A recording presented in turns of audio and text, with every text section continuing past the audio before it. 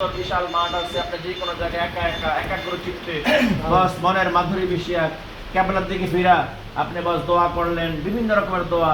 সবচেয়ে বড় দোয়া হাদিসে আসছে এটা যে খায়রুদ দোয়া মা কুলতু ওয়ান নাবিয়ুনা মিন ক্বাবলি, সর্বোত্তম দোয়া যেটা আমি বলেছি এবং আমার পূর্ববর্তী সমস্ত নবীরা বলছে, লা ইলাহা ইল্লাল্লাহু ওয়াহদাহু লা শারীকা লাহু লাহুল মুলকু ওয়া লাহুল হামদু ইউহয়ী ওয়া ইউমীতু ওয়া হুয়া আলা কুল্লি শাইইন কাদির।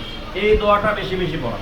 নবীজি সাল্লাল্লাহু আলাইহি ওয়াসাল্লাম বলেছেন আরাফার দিনের সর্বোত্তম দোয়া খায়রুদ দোয়া ইয়াউমা আরাফা, আরাফার দিবসের সর্বোত্তম দোয়া ওই দোয়াটা যেটা আমি বলেছি এবং সমস্ত নবীরা আমার আগে সমস্ত নবীরা এই দোয়া করেন। যেটা কোনটা? লা ইলাহা ইল্লাল্লাহ দোয়াটা। এই দোয়াটা শিখে নেবেন অথবা দেখে দেখে পড়বেন। এরপরে আপনি বাংলায় আরবিতে যা পারেন মনের মাধুরী মিশিয়ে আল্লাহর কাছ থেকে যা যা চাওয়ার সব চাইবেন। বুঝার চিন্তা করবেন একদম জাওয়ালে শাম পর্যন্ত, অর্থাৎ কি বলে গুরুবের শাম সূর্য অস্ত পর্যন্ত দোয়া করতে থাকবেন, দোয়া করতে থাকবেন। দাঁড়ায় থাকবেন, যদি ক্লান্তি লাগে একটু বসলেন, সমস্যা তো নেই, বুঝলে ওটা। এরপর মধ্যে মধ্যে আসর করবেন, আসর করবেন, আসর করে আবার দোয়া শুরু করে দেবেন। প্রতিষ্ঠিতা করলেন, কোনো সমস্যা নেই, হাঁটাহাঁটি করতে পারবেন, সমস্যা নেই।